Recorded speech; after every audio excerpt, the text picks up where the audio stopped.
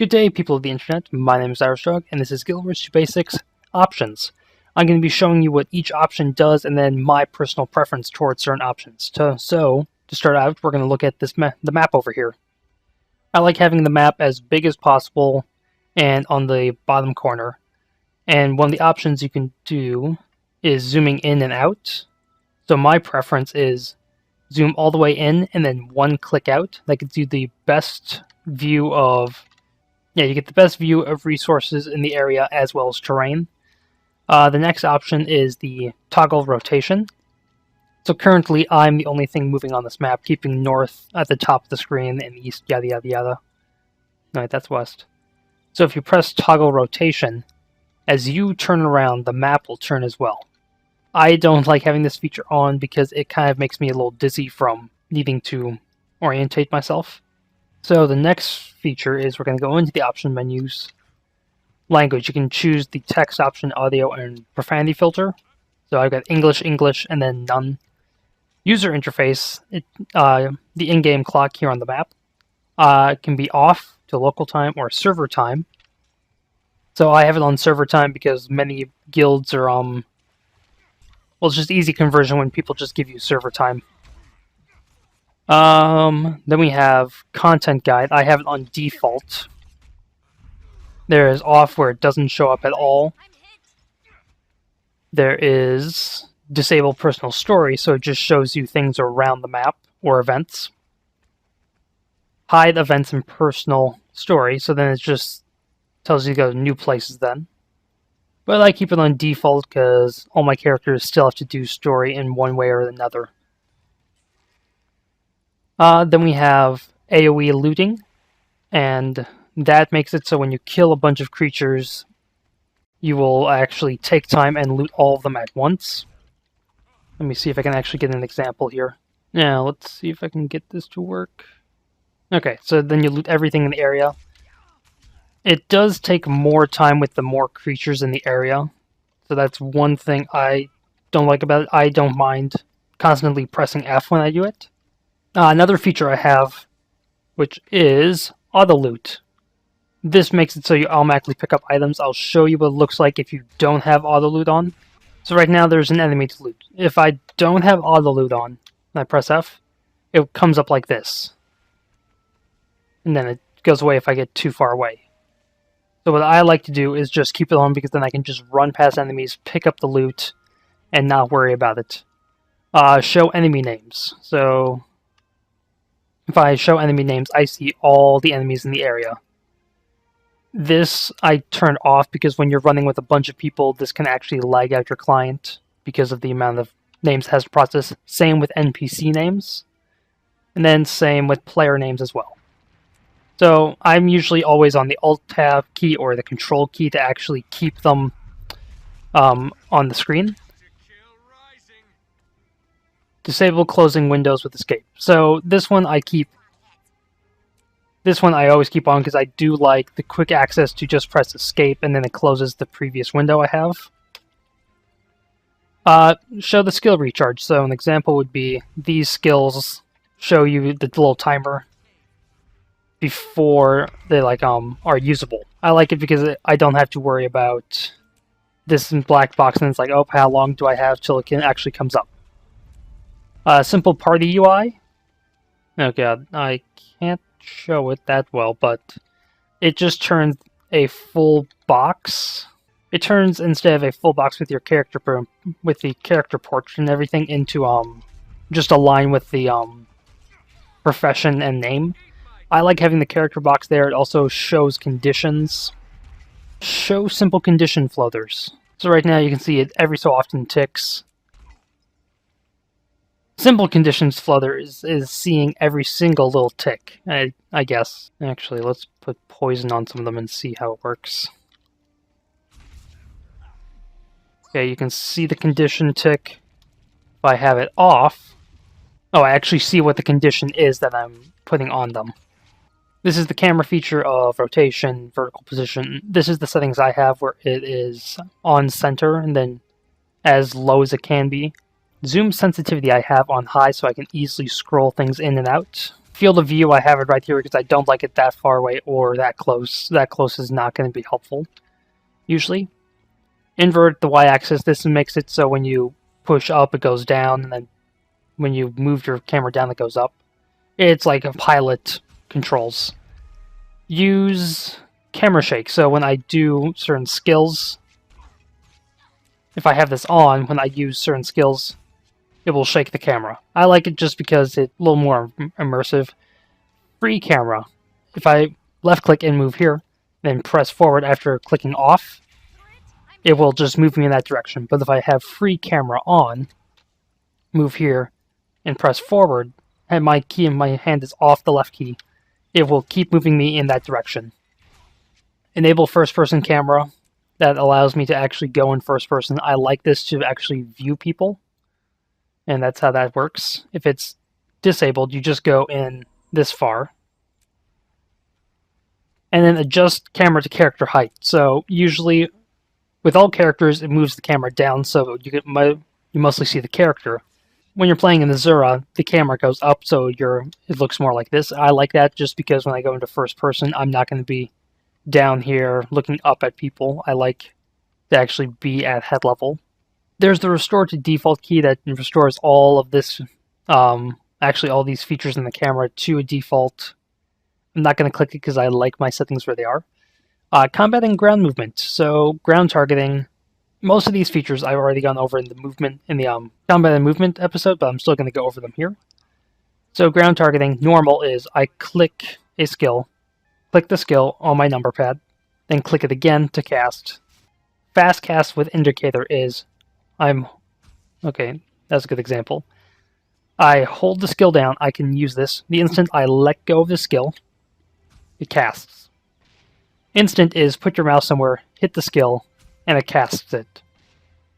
I like it on normal because I just like seeing where this is, and this actually helps me with jumping puzzles, which I'll be going over in a future episode.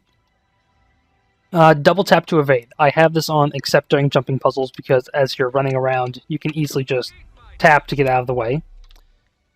Disable area effect rings. Area effect rings will be the red circles on the ground.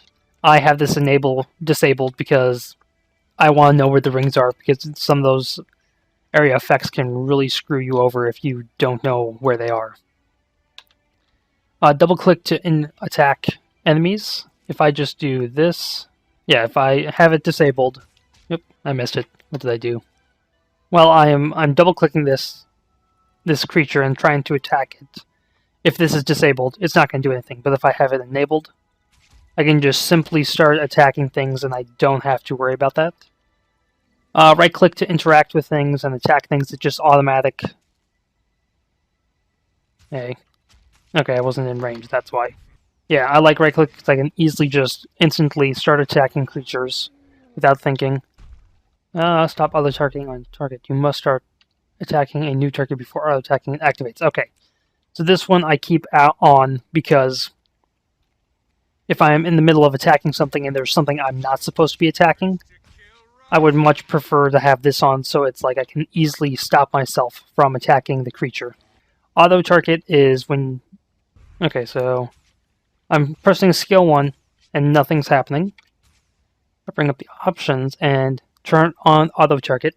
I press skill 1. Automatically targets an enemy. Yep, once I start hitting skills, it will automatically start targeting enemies in my view, so once I can see their names, I can actually start auto-targeting. I turn that off because I don't want that. I usually actually use my skills to snipe people at range, and auto-targeting can actually throw you off. Prompt skill target. Now, this locks on to enemies when you're attacking them.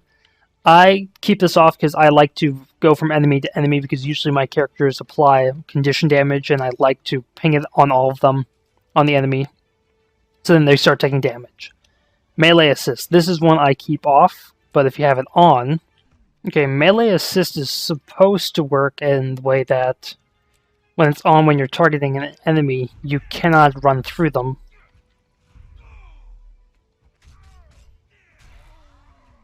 Okay, it's supposed to work like that, but I just keep it off because I like running through the enemies to make them flip position so they don't know. So it's just kiting through the enemy. What this is going to be is when you're in competitive player versus player, every player that's around you is going to have colors on them. So enemies are going to be colored differently than allies. In competitive, I keep it as enemies only because I don't mind seeing my friends look like this.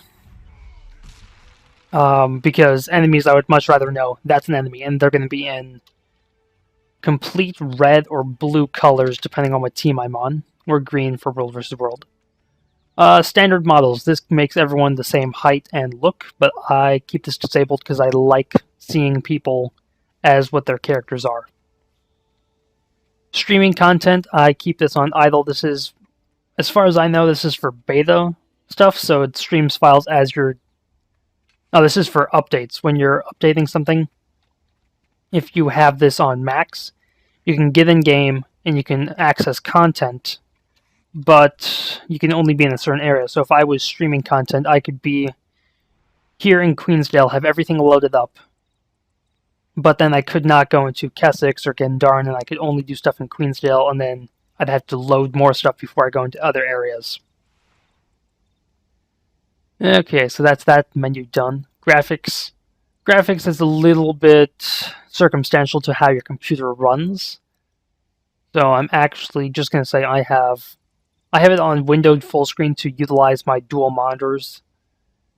Refresh rate, I keep it on default because I have no idea what that is. Frame rate, I have it at 60 because I don't want the big differences between going to, like, right now I'm at 90 frames and then going down to like 30 in the Zerg. I like it, just keep it at 60. Interface, I keep it at normal because, yeah, I keep it at normal so everything fits on the screen. This is my personal settings for how I have set up my camera and everything for textures. You can look at that if you want. Okay, sound. Sound is where this actually gets changed all the time because I'll do recordings and then I gotta increase the volume so you guys can possibly hear music or sound effects, but most often I keep it all the way down here because it's pretty loud when I'm going through speakers or my headset. Then you can see the settings here of what it is. I usually keep it unmuted so I remember I do have Guild Wars in the background. Okay, now the one that is very interesting, control options. Everything here I have on default, except for walk I have on insert. That's not by default, so then change these. You highlight the section you want, so walk. You double click the panel, and then you press a key to actually make it that, make that. So for this one, I'm assigning a input to walk. I will press insert, and there we go. That's how this works. I can also do hold the control and then press P, and that's how you get those combination ones. So this is another one. When I'm underwater, there is no swim down key. So I've made it shift space, makes it me swim down. About face means you can just quickly turn. So if you're like running and then it's like, oh, people, you can quickly just spin around and do stuff. That's X. I've made it. That's not by default. There's nothing there. So X. Weapons, I've kept them all the same. Call target, that is the same. So then Control T can target enemies or actual other things like ambient creatures, resource nodes. Yeah, this is in default. I also have with inventory, it's I. I also have it as F9 because I was hopping in between Guild Wars 1 and 2 a bunch, and in Guild Wars 1, to access your inventory is F9. So I was just so used to hitting F9 to actually do that. Mail. Mail dialog box, there is no hotkey by default, so I have Control M to get into your mail. PvP panel does not have a default key, so what I have that with as well as Control B gets me into the PvP lobby. Yeah, the rest of these are default. Let's go down a little more. Look behind you. There's nothing here when you're normally doing it, so I have Z as that. Drawing and stowing weapon, that is Control Z for me. It used to be Z, but I made that look behind. And because I'm a genius and just turned off my recording program, that's it for today. Well, that's it for this episode. Join me next time when we discuss the finale. And until next time, hit like, comment, subscribe. Hit me up on the Twitters and the comments below, and have a day.